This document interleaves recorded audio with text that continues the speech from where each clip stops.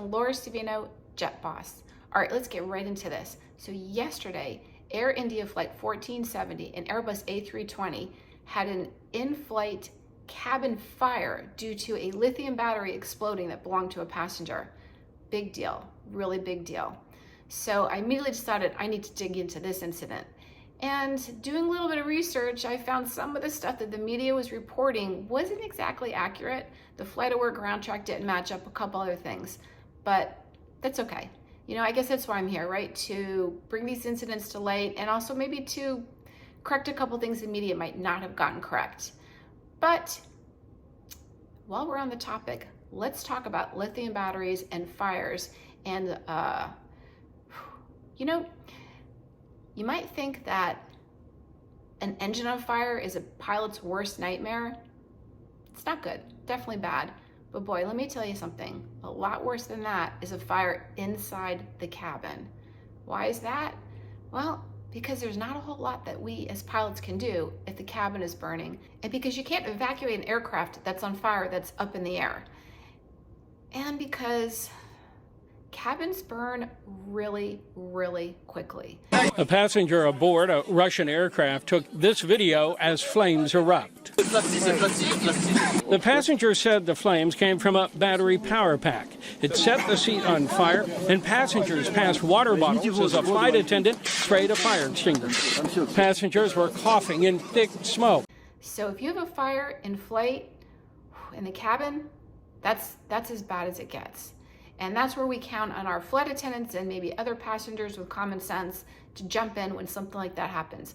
A scary scene on a Spirit Airlines flight Wednesday. Crew members rushing to put out a fire that broke out in midair.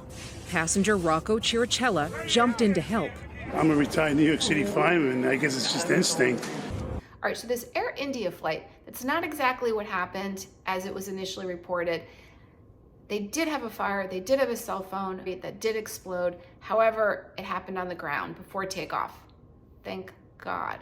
So all of those people are safe. But let's just talk about this, because this is actually a growing problem around the world, is people carry on lithium batteries, they're in everything, and they can have thermal runaways and they can cause fires. So what do we do if there is a cabin fire? Well, there's a checklist for that. We would immediately don our smoke goggles, our oxygen masks, and we would get the aircraft down. At 2664, I understand you might be on mask there. I cannot hear you. Now, just in case you're wondering, the margarine cups that you guys have in the back, they're pretty useless in a fire and smoke because they're not sealed like what we have, and you're still going to be breathing in the ambient air. So we need to get the aircraft down very, very quickly. Now, in the event of an emergency, there's 3 different types of landing that we have in our checklist. One is land as soon as possible. That means no heroics here, but let's get the airplane down as soon as you've run all your checklist and you're good and comfortable to do so. The next is land as soon as practicable. That is a little bit more urgent. That means get the checklist done, but you're gonna get to the nearest airport and you're gonna get your aircraft on the ground. Then there's land immediately. Land immediately means you're pretty dire. That's as bad as it gets. You ideally do want to land at an airport, but say you're, I don't know, say you're up over Canada and there are no airports anywhere nearby and your airplane is burning. You're gonna put that airplane down, period, wherever you are. I don't care if it's in the water, if it's in a field, you have to get the airplane on the ground now, or there won't be an airplane to put on the ground. Oh my God. People! Oh. You're sick! You're sick! Oh. In the meantime, the flight attendants in the back are doing their job, right? They're trying to fight that fire. They're highly trained to handle fires. That's probably the most critical part of their training is what to do if there's a fire in the cabin. They have fire extinguishers, they have oxygen tanks that they can put on themselves where they are sealed, but they have something that's relatively new now. They have thermal fireproof bags.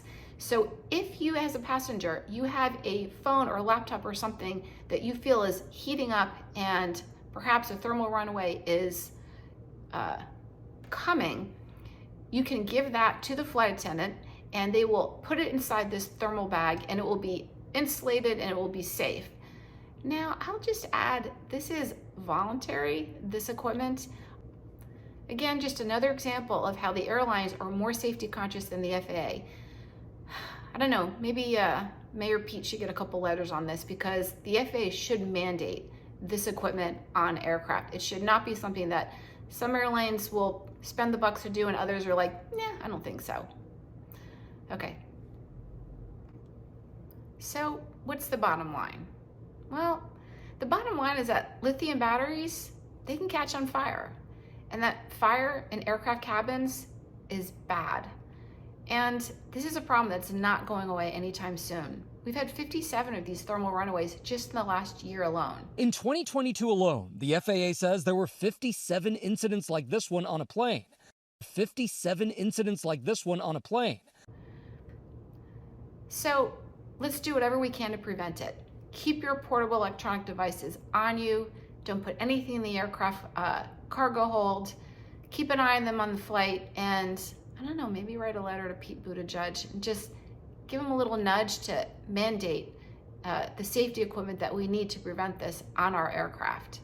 Okay, everybody, thank you so much for hanging in here until the end. I really do appreciate it. I'll take any feedback you may have. I'm still learning how to do this, and if you want more material, like and subscribe. Thanks. Bye-bye, everybody. Have a great day.